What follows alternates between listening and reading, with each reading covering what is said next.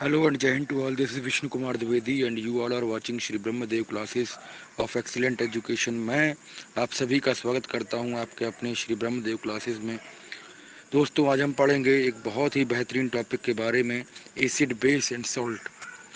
ये बहुत ही important topic रहने वाला है दोस्तों, और बहुत ही बढ़िया तरीके से हम समझेंगे एक एक बात को। इसका पार्ट 2 मैं बनाने वाला हूँ। आज पार्ट 1 मैं आपके यूट्यूब सेक्शन में डाल चुका हूँ। प्लेलिस्ट जनरल साइंसेज है एंड वहाँ पर हमने चीज़ों को बहुत ही बढ़िया तरीके से समझा है। तो जिन दोस्तों ने ये सेशन नहीं देखा है, पार्ट 1 नहीं देखा है, उनसे मेरी गुजारिश है कि जाइए और पार्ट 1 देखिए जाके। देन हम ये वाला सेक्शन पढ़ेंगे तो और भी अच्छे से समझ आएगा। जो दोस्त पहली बार इस चैनल पर आए हैं उन सभी से मेरी गुजारिश है कि आप जाइए, इसके बेल आइकन को प्रेस कर लीजिए, और अगर सेशन पसंद आता है तो इसको लाइक करिएगा, कमेंट करिएगा इसमें, ठीक है दोस्तों। चलते हैं बिना किसी देरी के। जय हिंद है सभी को, और सबको मेरा प्रणाम है, सबको मेरा गुड मॉर्निंग है। तो सभी दोस्त क्लियर करेंगे एक एक बात, एक एक चीज़ को समझेंगे। हम पीडीएफ से शेयर करेंगे। We are going to show you the PDF of the content. We have the PDF, let me share with you. Okay, just a second, wait a minute, only a minute, no more other minute. Okay, so we have the pdf, we have the pdf of it, ध्यान दीजिएगा। we have the pdf of it and we are going to discuss the आज जो रहेगा आपके पास pH value और pH scale क्या है, और कैसे इससे एसिड और बेस का पता लगाते हैं, स्ट्रॉन्ग एसिड क्या है, बेसिस क्या है। बहुत सारी चीज़ों को बारे में हम एक एक बात हम डिस्कस करेंगे दोस्त।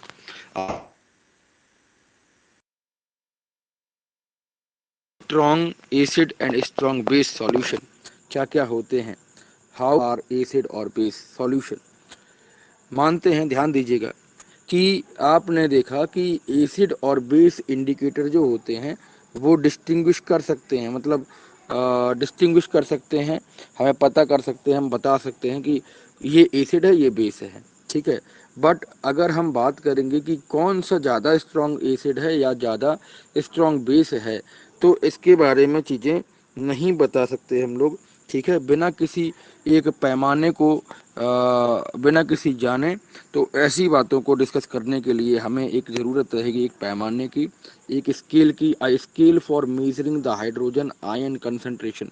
देखिएगा, ध्यान दीजिए कि अभी हमने क्या पढ़ा था पिछले लेक्चर में कि किसी भी एसिड है या कोई भी बेस है, उसको हम पानी के साथ एक्वा सॉल्यूशन में अगर हम मिला देते हैं दोस्तों, तो डाइल्यूट हो जाता है, और डाइल्यूशन होने पे H+ और OH आयंस जो हैं दोस्तों, वो कंसंट्रेशन डिक्रीज कर जाता है, कम हो जाता है। तो ये बातें हमने सीखी थी, ध्यान दीजिएगा। अब हम क्वांटिटेटिवली कैसे मेज़र करें कि किसी सॉल्यूशन में कितने आयंस हैं, ठीक है। तो इसके लिए हमें है ना, एक यूनिवर्सल इंडिकेटर चाहिए होगा। क्या चाहिए होगा? यूनिवर्सल इंडिकेटर चाहिए होगा, which is the best, which is the measure of its several indicators, ठीक है। वो सभी इंडिकेटर्स को माप सके, एक ऐसा कोई हमें स्केल चाहिए होगा, पैमाना चाहिए होगा दोस्त। सो इसको अगर हम देखें तो हाइड्रोजन आयन कितने हैं सॉल्यूशन में, इसको हम मेज़र करते हैं बेसिकली इस स्केल से, और इसको कहा जाता है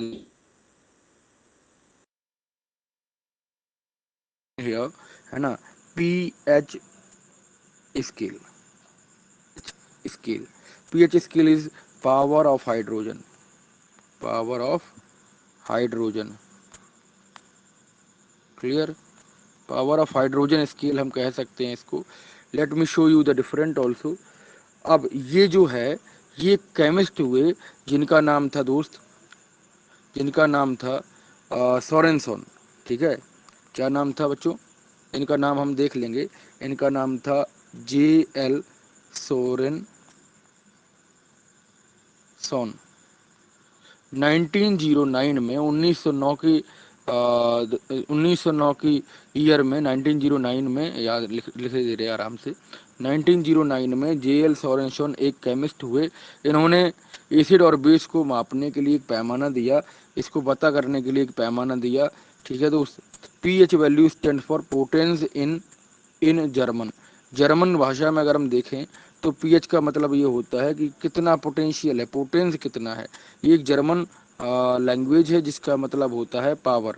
ठीक है, और पावर किसकी है? हाइड्रोजन की। क्लियर बात, समझो। तो इस स्केल में अगर हम जनरली मेजर करें, जनरली हम पता करें कि कोई भी एसिड है या बेस है, इसको हम कैसे पता करेंगे। यहाँ पर इस वाले पैमाने को मैं दिखा दूँ यहाँ पे। तो इसका जो डिक्रीज्ड पॉइंट है, लोएस्ट पॉइंट अगर हम देखें दोस्त, तो ये रहेगा 0, और जो हाईएस्ट पॉइंट है ये है 4, और जो बीट्स का पॉइंट है वो है 7। अगर हम बात करेंगे दोस्त, अगर हम यहाँ पर देखें तो चीज़ों को आप ध्यान से समझिएगा कि यहाँ पर अगर हम बात करेंगे तो आप ये समझो दोस्त कि 0 से लेकर 7 तक एक पैमाना है, और 7 से लेकर 14 तक एक पैमाना है। ठीक है, तो 0 से 7 तक की जो कैटेगरी है वो एसिड को दर्शाती है। It it shows acid. Some solutions और some substances are acidic in nature.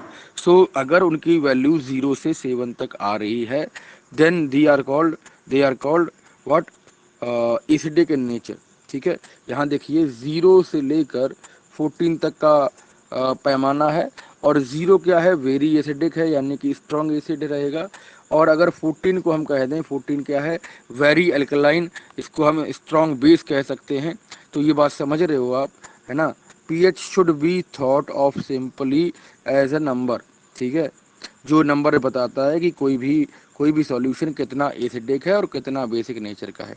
Higher the hydronium ion, जब जो H+ आयन अगर किसी भी सॉल्यूशन में सबसे ज़्यादा होंगे तो हम इसको क्या कह सकते हैं? देखो ध्यान से, हम इसको दोस्त, जस्ट ए सेकेंड, हम इसको क्या कह सकते हैं? हम इसको कह सकते हैं मित्र, क्या कहेंगे बोलो? हम इसको कह सकते हैं उतना ही ज़्यादा, अगर किसी में ज़्यादा एसिडिक नेचर है तो उसका एसिड वैल्यू 0 के करीब होगा, 0 से 1, 1.5, 2 इस तरीके से होगा। सो अगर हम बात करेंगे कि ये जो इन यूनिवर्सल इंडिकेटर है ये पीएच वैल्यू मेजर करता है।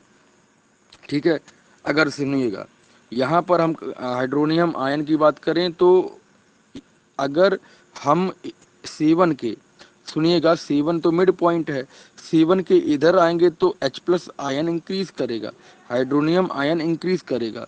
और H के इस साइड, मतलब जो 7 है ना न्यूट्रल पॉइंट, उसके अगर बेसिक करेक्टर की तरफ बढ़ेंगे तो यहाँ पर आप देखोगे H+ आयन जो है वो डिक्रीज कर रहा है। क्या कर रहा है? H+ आयन डिक्रीज करे जा रहा है। इस वाले पॉइंट को आप समझिएगा कि H+ आयन अगर डिक्रीज करेगा तो बेसिक नेचर बढ़ जाएगा, सीधी सी बात है, बेसिक नेचर इंक्रीज करेगा।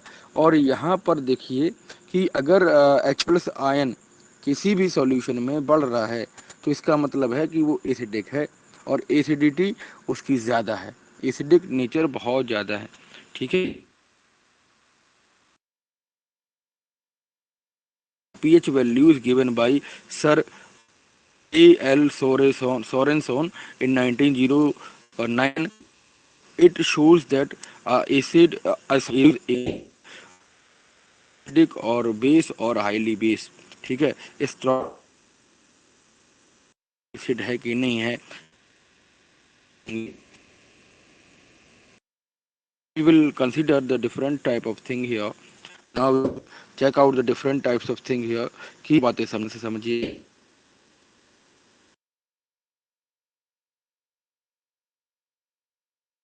सलाइवा की, ठीक है, अगर हम सलाइवा की बात करेंगे तब क्या हो, है ना? और सलाइवा जो है आफ्टर मील, खाना खाने के बाद क्या क्या होगा? ठीक है, उसका कलर ऑफ पीएच पेपर क्या आएगा? कलर ऑफ पीएच पेपर मतलब जो आपने लिटमस पेपर लिया था उसमें कलर कैसा आएगा? और अप्रोक्सीमेटेड वैल्यू पीएच वैल्यू क्या रहेगी, और वो नेचर कैसा होगा, एसिड होगा, बेस होगा या सॉल्ट होगा, ये सभी बातें आप डिस्कस करेंगे। लेमन जूस एक एसिड होता है, टार्टरिक एसिड पाया जाएगा इसमें, ठीक है। इसके अलावा सिट्रिक एसिड पाया जाएगा खट्टे फलों में, लेमन है ये। इसके अलावा अगर बात करें कलरलेस एरेटेड ड्रिंक की, तो ये कौन सा है, कैरेट जूस जो है वो किस कैटेगरी में आएगा, कॉफ़ी किस कैटेगरी में आएगी, और यहाँ पर जो जितने भी चीज़ें लिखी हैं आप समझिएगा। टैप वाटर जो है वो किस कैटेगरी में आएगा, NaOH और HCl क्या है, NaOH एक बेस है, बी बनाएंगे यहाँ पर, ठीक है, बी बनाएंगे यहाँ पर। अगर हम बात करेंगे किसकी, HCl की, तो HCl एक एसिड है, आप सब लोग जानते हो इस चीज़ को लिए, ठीक है। इस चीज़ के लिए बहुत ही अच्छे से हम लोग पढ़े हैं। आइए समझते हैं कि अगर कोई भी चीज़ 0 से 7 तक है या 14 तक है, तो वो किस तरीके से चीज़ें यहाँ पर हम देख सकते हैं। देखो, पावर ऑफ हाइड्रोजन की या pH value of some common substances are shown in the pH paper. Okay, okay. और कलर जो है वो कुछ भी नहीं है, कलर एक ऐसे ही इन्होंने डिफ्रेंशिएट करने के लिए दे दिया है। अगर हम 0 से चलेंगे इस साइड, राइट साइड, ठीक है, 0 से राइट साइड चलेंगे दोस्तों, तो 7 तक आपको आने आने में यहाँ आप देखोगे कि ये एसिडिक है। अब गैस्ट्रिक जूस जो होता है ना, गैस्ट्रिक जूस, इसका जो पीएच वैल्यू होगा वो 1.2 होगा, कहीं पर लिख लीजिए अपने बुक में, कॉपी में कहीं पर लिख लीजिए जहाँ पे आप पढ़ रहे हो। गैस्ट्रिक जूस जो है दोस्तों वो 1.2 मान का होता है। The value of the gastric juice pH value is 1.2। Now lemon juice का जो पीएच वैल्यू होगा वो होगा 2.2। क्लियर, इसी बातों को समझेंगे। और चीज़ें हैं यहाँ पे, समझो कि अगर हम किसी और चीज़ को देखेंगे कैसे, जैसे मान लीजिए आपने क्या लिया, किसी प्योर ब्लड को लिया, तो वो बेसिक होता है, हल्का सा बेसिक होता है, याद रखिएगा। 7.4 की वैल्यू यहाँ पे आती है, ठीक है। अगर हम बात करें तो milk of magnesia is a substance, ठीक है, milk of magnesia is a substance, और इसकी जो पीएच वैल्यू है वो 10 है, यानी कि ये बेस की, ये स्ट्रॉन्ग बेसिक के तरीके से यहाँ पर आ सकता है। अगर हम बात करें सोडियम हाइड्रोक्साइड सॉल्यूशन की, तो ये इसका वैल्यू हाईली बेस है, ये इसका वैल्यू होगा 14, आप यहाँ पर देख सकते हैं। अब बात आती है कि एसिड, स्ट्रॉन्ग एसिड है, स्ट्रेंथ क्या है, मतलब एसिड से स्ट्रॉन्ग एसिड है और बेस कैसे स्ट्रॉन्ग बेस है, ये हम कैसे समझें गुरुजी। तो ऐसे समझेंगे बच्चों कि स्ट्रॉन्ग एसिड जो है, the strength of acid and base depend on the number of H plus ion और OH ion produce in the acid. Clear है, जो भी आप सॉल्यूशन ले रहे हो ना दोस्त, then it is depending on the acidic nature, or what we can say basic nature is depending on the number of ions dissolved in a solution. So respectively we can say hydrochloric acid अगर ले लें, ठीक है, इसके साथ acetic acid ले लें, ethanoic acid भी कह सकते हैं, इसको वाइनेगर कह सकते हैं, बहुत सारी चीज़ों में ये एसिटिक एसिड पाया जाता है। नाउ अगर आप देखो कि 1 मोलर वाली चीज़ में, है ना, वहाँ पर ये इनके हाइड्रोजन आयन जो होंगे उनकी कंसंट्रेशन अलग अलग होगी, ठीक है, क्योंकि एसिड जो है वो राइज करेंगे, H प्लस आयन ज़्यादा देंगे, तो जो H प्लस आयन ज़्यादा देगा वो स्ट्रॉन्ग एसिड होगा दोस्त। बट जो लेस H प्लस आयन देगा वो कैसा होगा, वो वीक एसिड होगा। ये भी बात समझिए कि H प्लस आयन जिस वाले सॉल्यूशन में number of H plus ion increase कर रहे हैं, ज़्यादा हैं, तो उस वाले सॉल्यूशन को कहा जा सकता है, ठीक है, स्ट्रॉन्ग एसिड है। And if the H plus in the number, so it is totally based on acid. Clear, समझ पा रहे हो जिस चीज को, समझ पा रहे हो उस चीज को, तो बातें क्लियर हो रही कि नहीं। चलिए दोस्तों, बातें क्लियर हो रही हैं तो आप एक लाइक करिए, इसको शेयर करिए दोस्तों के साथ। हम यूं ही दोस्त, अब बात आती है कि ये जो वैल्यू कहाँ कहाँ आपकी जिंदगी में कहाँ कहाँ यूज होता है, आप समझते हो, कहाँ कहाँ यूज होता है। सुबह सुबह जब आप उठते हो तो बस जब आप होते हो दोस्त, तो जब ब्रश करेंगे तो क्रिया में भी न्यूट्रलाइजेशन रिएक्शन होता है। रात भर जो खाना आप खाते हो ना दोस्त, वो खाना एसिडिक नेचर का बन जाता है। सलाइवा, क्योंकि सलाइवा जो है डाइजेशन आपके मुंह में है, तो वो एसिडिक नेचर का है, ठीक है। और वो जो खाना खा रहे हो वो सारी चीज़ें मिलकर हमारे मुंह को एसिडिक बना देती हैं। और जो जो आप पेस्ट करते हो, paste is of basic nature. हाँ, paste is of basic nature. वो बेसिक नेचर का होने की वजह से जब आप सुबह ब्रश करते हो तो दोस्त, ये ये कोई अच्छी आदत तो है ही, बट ये साइंटिफिकली प्रूवन है कि बेस और जब एसिड मिलते हैं तो वो दोनों न्यूट्रलाइज हो जाते हैं, और इस वजह से आपको ताजगी महसूस होती है। So some of the examples are to be taken in this session. Importance of pH value in everyday life. We will look about that. ठीक है, हम इस चीज़ को पढ़ेंगे बहुत ढंग से। देखो, कुछ प्लांट्स हैं, कुछ कैसे हैं, कुछ दोस्तों प्लांट्स हैं, कुछ हमारे पास पौधे हैं। Are the plants and animal pH sensitive? क्या पीएच सेंसिटिव होते हैं एनिमल और प्लांट्स? यस सर, होते हैं। Our body works in the range of 7 to 7.8। आपकी जो बॉडी है वो कितने कितने में, 7 से लेकर 7.8 से, है ना, न्यूट्रल से लेकर थोड़े सी बेसिक तरीके से आपकी बॉडी काम करती है। ऐसे ही बहुत सारे लिविंग ऑर्गेनिज्म होते हैं जो दोस्तों पीएच वैल्यू के चेंज होने पर डिपेंड करेंगे और अपने लाइफ साइकिल को कहीं ना कहीं चीज़ों को देखेंगे। अब देखो, when pH of rain water is less than 5.6, ध्यान दीजिए, अगर बहुत बहुत इंपॉर्टेंट पॉइंट है, की पॉइंट बना के लिख लीजिए कि when the water value is less than 5.6 which is raining in the rainy season, है ना, पानी की बूंदें बूंदें जो हैं अगर उसकी वैल्यू 5.6 से बड़ी, छोटी है, 5.6 से लेस है, देन वो वाली जो रेन है दोस्तों, वो हमने एसिडिक रेन कंसिडर करनी होगी। ठीक है, ये अम्ल वर्षा होती है। The the acid rain flow into the river, it it lowers the pH value of water, river water, and the survival of aquatic life could not be possible in that condition। Clear है, वहाँ पर सभी जीव जंतु, जो जलीय जीव जंतु हैं, वो मर जाएंगे। सो आप समझिए, प्लांट एंड जो एनिमल हैं ये पीएच की वैल्यू को मानते हैं, और इनके पूरे पीएच की वैल्यू, इनके जो पीएच। अब कुछ एक्स्ट्रा फैक्ट हैं यहाँ पर, समझिए। अगर हम वीनस को दोस्त, वीनस को देखें तो वीनस जो है उसका एटमॉस्फेयर अगर हम बात करेंगे तो ये कुछ क्लाउड्स होते हैं जो येलोइश और वाइट कलर के होते हैं, उनसे बना होता है।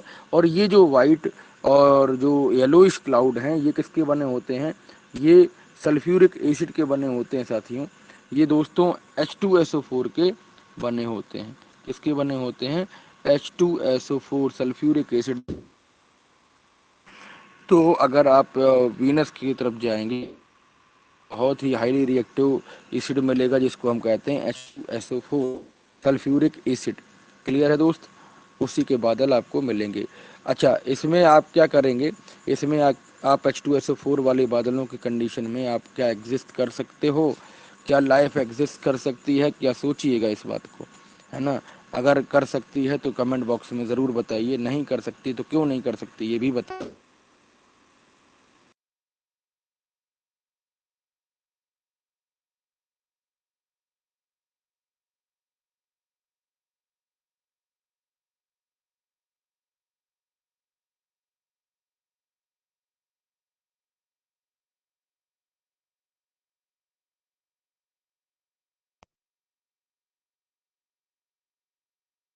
पीएच वैल्यू का बहुत अच्छा एग्जांपल लेने वाले हैं, यहाँ देखिए। What is the pH of soil in your backyard? क्या आपने कभी भी जो जो पीछे के कह सकते हैं ना, बालकनी जैसे कह सकते,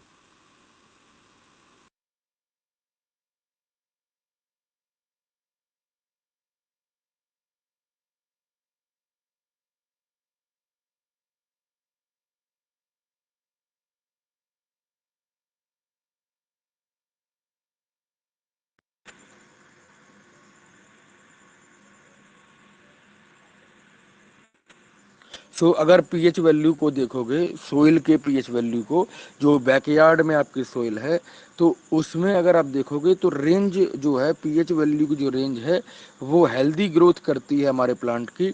ठीक है, इसको आप अगर देखेंगे तो वेरियस प्लेस की, अलग अलग जगहों की मिट्टी को आप अगर टेस्ट करोगे दोस्त, तो वहाँ सबकी पीएच वैल्यू का मान अलग अलग होता है, अलग अलग होता है।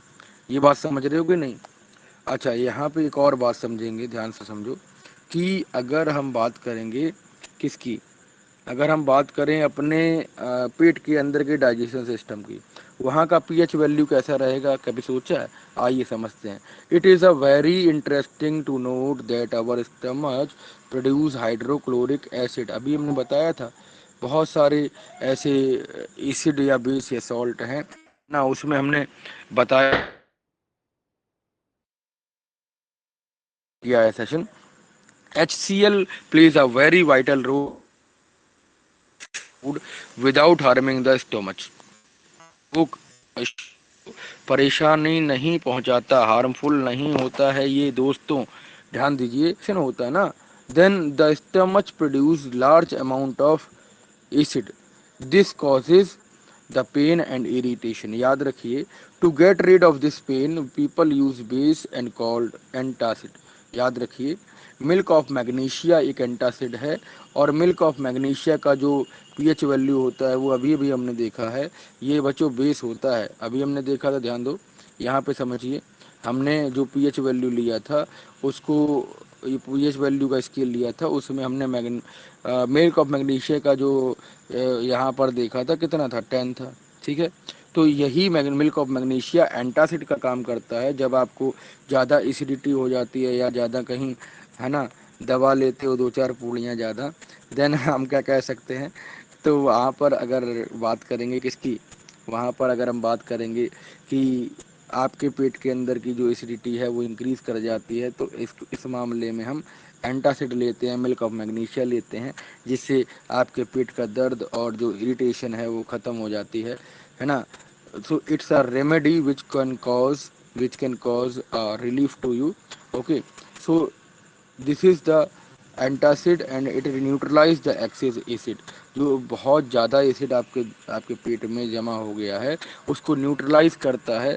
ठीक है, क्योंकि ये माइल्ड बेस होता है, 10 पॉइंट अभी दिखाया हमने, पीएच वैल्यू उसकी 10 होती है, is often used for this purpose. बात समझ, नीचे क्या है, एंटा, इसको आप ठीक है समझ, बात करेंगे कि अगर चेंज ऑफ पीएच, आपका दांत जो है वो डिके करने लगता है, there is a tooth decay if the mouth pH value changes. Tooth decay started when the pH of mouth lowers than 5.5, very important point. 5.5 के एसिडिक नेचर से अगर बहुत नीचे चला जाए, 5 से कम हो जाए, तो हम ये कह सकते हैं दोस्तों कि आपके आपके जो दांत हैं उनमें कीड़ा लग सकता है। Enamel made of calcium hydroxyapatite. ठीक है, एक तरीके का क्या होता है, ये जो है कैल्शियम हाइड्रोक्सीपेटाइट, ये एक तरीके का क्रिस्टलाइन फॉर्म होता है कैल्शियम फॉस्फेट का क्रिस्टलाइन फॉर्म। सॉलिड फॉर्म पढ़े हो? सॉलिड फॉर्म दो तरीके के होते हैं दोस्तों, एक होता है एमारफस सॉलिड, एक होता है क्रिस्टलाइन सॉलिड। सो यहाँ पर क्रिस्टलाइन सॉलिड है और उसका कैल्शियम फॉस्फेट है, that is the hardest substance in our body. Animal जो है उसका बना होता है ना। It does not dissolve in water, ये करोडेड नहीं होता है, पानी डिजॉल्व नहीं होता, याद रखिएगा, पानी में बच्चों डिजॉल्व नहीं होता है दोस्तों, but it can be corroded, है ना। ये जंग खा सकता है या कोरोडेड हो सकता है when the pH mouth decreased with the value of 5.5। जब हमारे मुंह का जो पीएच मान है वो 5.5 से नीचे चला जाता है, देन वी कैन से और टूथ गेट कोरोडेड और it causes tooth decaying. Clear है दोस्त? सो होता क्या है, एक बैक्टीरिया होता है जो माउथ में प्रोड्यूस एसिड को डिग्रेडेशन कर सकता है। आप जो भी शुगर या फूड पार्टिकल्स खाते हो जो आपके माउथ में रह जाते हैं, ठीक है, खाने के दौरान। So the best way to prevent this tooth decay, we can clean the mouth after the eating food, or we can brush your teeth before after the eating food.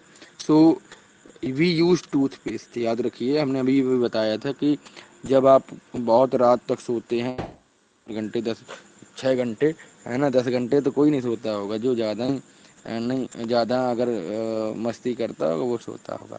So use tooth decay, यहाँ पे tooth decay ना हो जाए, so we can use our toothpaste in that case, which are generally basic. ये कैसे होते हैं, ये बच्चों बेसिक नेचर के होते हैं। बट हमारा जो माउथ है, देखिए समझिए ध्यान से कि जो हमारा माउथ है ना, यहाँ पे समझो, हमारा जो माउथ है वो एसिडिक नेचर का है। और जब हम ब्रश करते हैं, जब हम क्या करते हैं, जब हम दोस्तों ब्रश करते हैं तो वो बेस होता है। So it will neutralise, neutralise हो जाएगा। क्लियर कर रहे हैं सारी बातों को, यहाँ पे समझ पा रहे हो कि नहीं? सो this is the basic phenomena here which is working.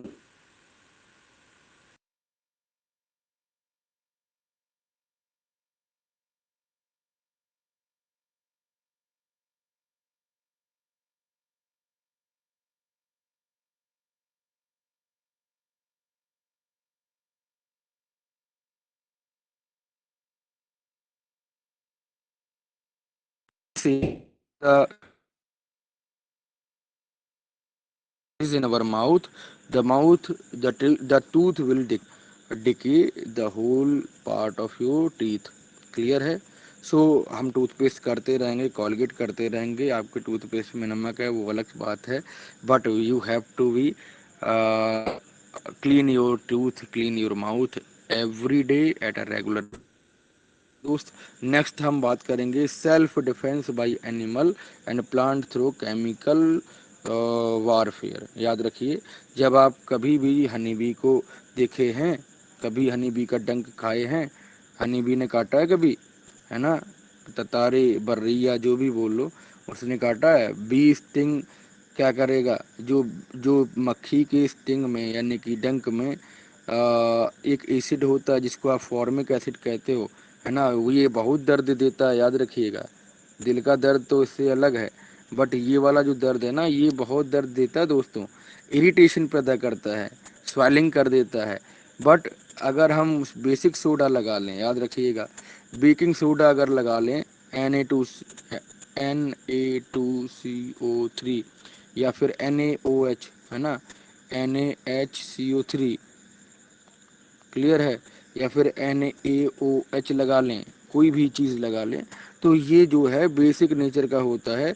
और ये हमारे जितना भी स्टिंग में जो एसिड है उसको उसको न्यूट्रलाइज करता है। और जो हेयर ऑफ नीडल लीव्स है, इंजेक्ट कर दिया है मैथेनॉइक एसिड ने। याद रखिए, ध्यान दीजिए कि चींटी के काटने पर हमारा जो एसिड होता है वो फॉर्मिक एसिड होता है, और जो ये हनी बी, ततारे बर्रिया या भौर मच्छ वगैरह काट लेती है दोस्त, ये मैथेनॉइक एसिड होता है। ठीक है? So it will cause a burning pain, एक बहुत बर्निंग पेन होगा आपको। अगर हम इसमें क्या लगा लेंगे, बेकिंग सोडा लगा लेंगे, बहुत रिलीफ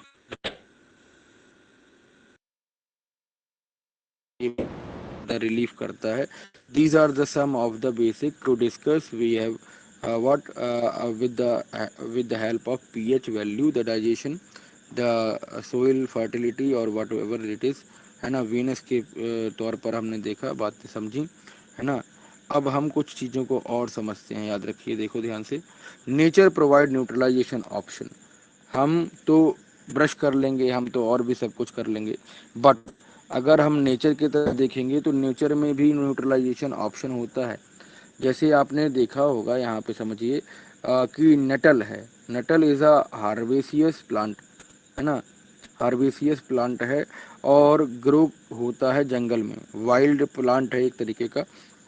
इसकी जो पत्तियां हैं, इसमें स्टिंग हेयर होते हैं। कैसे होते हैं? नुकीले कांटे जैसे हेयर होते हैं। And which cause painful stings when touched accidentally. याद रखिएगा, इनमें इनमें हम इसको क्या कह सकते हैं, एक तरीके का कटीला पौधा कह सकते हैं। This is due to the methanoic acid. आपको इरिटेशन होगा, आपको कहीं ना कहीं जलन होगी। एसिड होता है वही मैथेनोइक एसिड इसमें भी पाया जाता है। अगर हम इसको रब करते हैं किसी ऐसे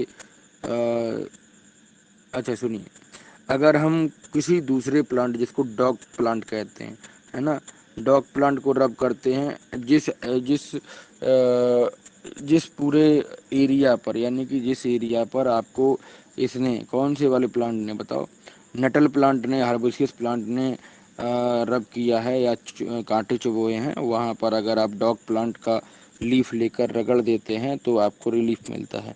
सो it is a piece type in that. So methanoic acid क्या करेगा, एसिड क्रिएट करेगा, और डॉग प्लांट क्या करेगा, एक बेस होता है जी। दोनों जब मिल जाएंगे तो न्यूट्रलाइजेशन रिएक्शन हो जाएगा और आप बात समझ रहे हो। So next time you know that what look if you are accidentally touch a natal plant you have to rub a what dog plant in that case। so कुछ चीज़ें हमने यहाँ पर देखी, ध्यान दीजिए। तो क्या करना है, नेचुरल रिसोर्सेज से वाइनेगर का पीएच वैल्यू पता करना है, ऑरेंज का पीएच वैल्यू पता करना है। ठीक है, इसके अलावा हम बात करेंगे, देखो समझो, टर्मराइंड की, ठीक है, टैमरिंड की, टैमरिंड मतलब इमली होता है, टोमेटो का, ठीक है, इसके अंदर क्या है, वाइनेगर एक एसिड होता है, अब ये भी बताया सिरका जो है वो एथेनोइक एसिड CH3COOH होता है। और यहाँ पर कहीं ना कहीं अगर हम बात करेंगे दोस्तों किसकी, कि ये एक एसिटिक एसिड होता है। अगर हम अल्कोहल की बात करेंगे तो अल्कोहल में थोड़ी मात्रा में एसिटिक एसिड पाया जाता है। ठीक है, अगर हम बात करें ऑरेंज, ऑरेंज जो है नींबू या संतरा कह लें तो उसमें सिट्रिक एसिड होता है, खट्टे फलों में जितने भी हैं उनमें सिट्रिक एसिड पाया जाता है। टैमरिंड में टार्टरिक एसिड पाया जाता है, टमाटो में ऑक्सैलिक एसिड पाया जाता है।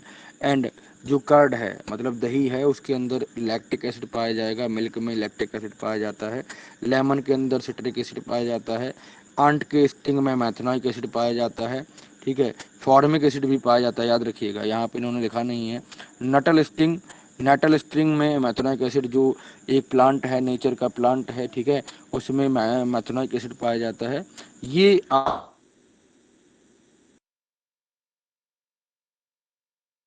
क्लियर है, सारी बातें पाएगी नहीं in that। now we have some questions in that solution A and B। the pH value of solution A is 6, है ना, 6 है तो ये एसिडिक होगा, क्लियर है। PH value of B is 8, ये बेस है। ठीक है, आप दोनों बातें समझो, 7 से बड़ा होगा दोस्त तो पीएच वैल्यू अगर 7 से बड़ी होगी या थोड़ी सी बड़ी, कितनी भी बड़ी होगी तो वो बेसिक नेचर का होगा, हल्का बेसिक होगा, माइल्ड बेस होगा, बट वो बेसिक होगा। क्लियर है, A6 है तो यहाँ पर ये वीक एसिड है। ठीक है, क्योंकि ये बेस के पास का नज़दीक का मामला है तो ये वीक एसिड होगा। और जो जीरो से पास का मामला होता है वो स्ट्रॉन्ग एसिड होता है। तो ये जो है ये एक एसिड है, ए वाला एसिड है दोस्तों, और बी वाला क्या है, बेस है। विच सॉल्यूशन, अब हमसे पूछ रहा है which solution has more hydrogen ions concentration. तो जो ज़्यादा एसिडिक का होगा उसके अंदर हाइड्रोजन आयन ज़्यादा होंगे, तो हम कह सकते हैं जिसकी वैल्यू 6 है उसमें हाइड्रोजन आयन ज़्यादा होंगे और वो ज़्यादा एसिडिक होगा। ठीक है, और जो जिसकी पीएच वैल्यू 8 है, सॉल्यूशन बी की पीएच वैल्यू 8 है, तो ये जो है इसकी बेसिक नेचर होगी ये इसकी, और हाइड्रोनियम आयन कम होंगे। ठीक है, डाइल्यूटेड होगा, ये सीधी सी बात है। क्वेश्चन नंबर 2, ये पहला क्वेश्चन समझ आया, आपको समझ आया। Next, going to the question number 2, what effect does the concentration of H plus aqueous ions have on the nature of solution। आप ये पूछ रहा है कि H प्लस आयन अगर ज़्यादा या कम होंगे या उसकी कंसंट्रेशन सॉल्यूशन को किस तरीके से उसके नेचर को इम्पैक्ट करती है नेचर किस तरीके से बदलता है depending on the H plus concentration. So if the H plus concentration of H plus in the solution is increasing, then it is a strong acid, and it is if decreasing, so it is a totally dilution solution, diluted solution, and it is we can say basic nature का होगा। Clear है, सो ये हम कह सकते हैं depending on the H plus ion we can categorize if the H plus ion is increasing in the solution, and we can decrease if the solution is, if the H plus ion is decreasing in the solution, we can say it is a basic nature. Okay, so do basic solution, याद रखिए question number 3 कह रहा है कि do basic solution also have H plus ions, if yes then why are these basic. ये बहुत ही important question है कि H प्लस आयन आप जानते हो कि do basic solution have also H plus ion, क्या बेसिक सॉल्यूशन में भी H प्लस आयन होते हैं, और अगर होते हैं तो वो फिर बेसिक क्यों होते हैं। सुनिएगा, अगर किसी सॉल्यूशन को ले लें जिसमें H प्लस आयन और OH आयन दोनों हैं, तो डिपेंड ये करेगा कि अगर OH ion H plus ion की कंसीडरेशन में या उसके कंपैरिजन में अगर ज़्यादा हैं, तो उस केस में हम कह सकते हैं कि जो सॉल्यूशन है वो बेसिक नेचर का होगा, जिसकी मेजॉरिटी ज़्यादा है दोस्तों, है ना। घर में लड़ाई होती है तो क्या कहते हो, घर में अगर किसी की बात मानी जाएगी जिसकी ज़्यादा मेजॉरिटी होगी, ठीक है, अगर जिसकी मेजॉरिटी कम है उसकी बात नहीं मानी जाएगी। तो ऐसे ही यहाँ पे भी होता है, अगर सॉल्यूशन में जो मेजॉरिटी जो जिसका आयन्स ज़्यादा होंगे वो बेसिक नेचर वो उस पर डिपेंड करेगा। क्लियर है। Now we have to show H plus ion तो है ही उसमें, देखो H प्लस आयन कम है बट हैं। सो अगर हम कहें कि बेसिक में H प्लस आयन नहीं होते हैं तो ये गलत बात है, बट बहुत ही कम मात्रा में होते हैं, OH आयन ज़्यादा होंगे, सो it is called basic nature होगा। ठीक है, लास्ट क्वेश्चन है अपना इस चैप्टर का, लास्ट क्वेश्चन है इस सेशन का। Now we will understand all the things. Under what soil condition do you think a farmer would treat the soil of his field with quick lime, calcium oxide और slaked lime. ठीक है, जिसको हम calcium hydroxide और चौक कह सकते हैं। कैसी कंडीशन हो खेत की, तो जो किसान हैं वो अपनी मिट्टी में इस तरीके के केमिकल्स का छिड़काव करेंगे, चूना पत्थर डालेंगे या कैल्शियम ऑक्साइड डालेंगे, कैसी कंडीशन होनी चाहिए, इसका आप हमें कमेंट बॉक्स में आंसर दीजिएगा। एंड इस वाले क्वेश्चन को हम डिस्कस करेंगे in the next lecture. Till then take care and bye bye.